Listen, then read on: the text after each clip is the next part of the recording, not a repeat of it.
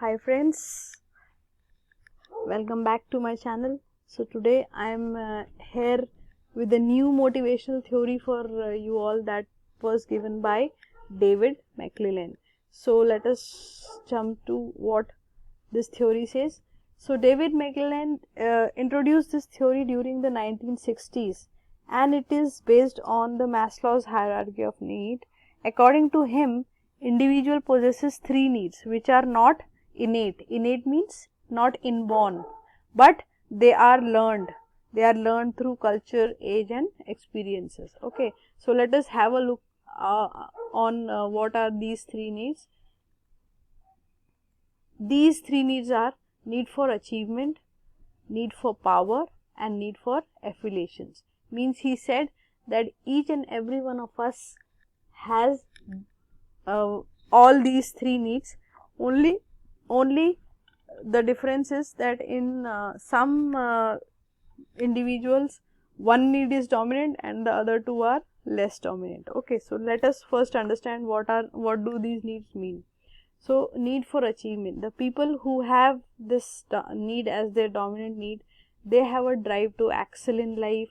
They want to be up in everything they do, and they achieve this in relation to a set of standards. They strive to succeed. Okay, so this is a very good motivator for them. Now need for power, this need is actually, it means the people who want to control others and who get desired things done, okay, by controlling others. So anybody who gets power, okay, gets the power to do something, or is on some particular is getting some on some particular position, official position, so his need for power is getting fulfilled and he is motivated, so he works or performs better. Okay, and then the third need was need for affiliation. These are the people who have a social kind of personality, who have a social nature. So what do these people need is they want to make friendship. Okay, they want to maintain a good relationship with everybody, with their friends, with their peers, with their colleagues. Okay, so this particular statement says that you will never possess what you are unwilling to pursue. Okay, if you are unwilling, if you are not willing to do anything, so obviously you will never get it. Fine, so basically saying that if you are not motivated to willingly or happily do anything, you will never get anything. Okay, now let us go to understand these needs one by one. So it is a desire, need of achievement, it is a desire to do better, okay, solve problems and master complex problems. These individuals are those people who will very happily go for solving problems. If in a house there are 4 people, okay, so one of the person who has this need of achievement, if any problem occurs, so he will be the first one to initiate that. Yes, he will go and he will say that yes, I will solve this problem, let me do this. Okay, so these are these kind of people. So these people are challenging and they like to work alone.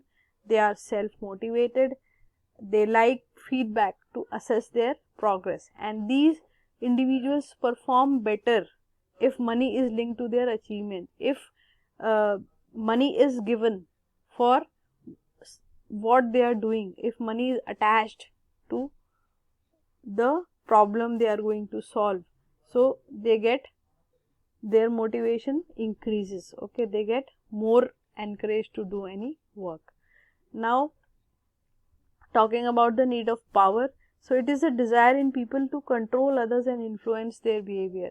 Some people have this need, this desire that they should always control others. Okay, they should dominate others. Okay, and they should influence others behavior. So these are the people who are really argumentative. They will argument in each and everything, in any kind of discussion going on. Okay, they will take part in each and everything, okay, and they will like to control others. And the best part about these kind of people are that they have the ability to influence people. That's why they like to control them, and these people are suitable for leadership roles. Fine. Now third kind of need was need for affiliation. So this is a desire for having friendly and warm relationships with others. So these individuals have a characteristic that they are concerned in being liked and being accepted. They want to be liked and they want to be accepted. They don't want anybody uh, to hate them, okay. They don't want, they will not do in a group, they will never state anything, they will not give any statement which will prove to be wrong with wrong for other people, so that people start hating them, okay. So they will prefer keeping silent, because they don't want that the people of their group, they start hating them, they keep distance from them. So these are those people, okay. They form informal relationships. These people always form informal relationships, means friendly relationships with different level people, okay. So these are those people. Now the people who have this kind of need, they are very cooperative, they will cooperate, because if they don't cooperate with their friends, with their colleagues, so obviously nobody will like them, nobody will accept them. So that's why they are always cooperative while working in groups, okay. And obviously this quality makes them perform better in a team. So these were the three needs. Now let us talk about the benefits. Benefits of McLaren's theory is that it can be used to motivate people and put them in action, okay. Now let us go into the benefits one by one. First is this theory puts human resources into action. Obviously a person is motivated if I give power to a person.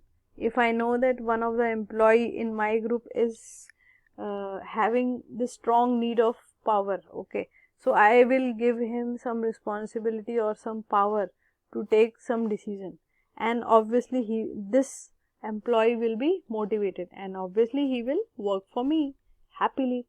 And now this in turn improves level of efficiency of people, okay, and it leads to achievement of organization and individual goals. When a person is motivated, his need of achievement or his need of power or his need of affiliation is fulfilled.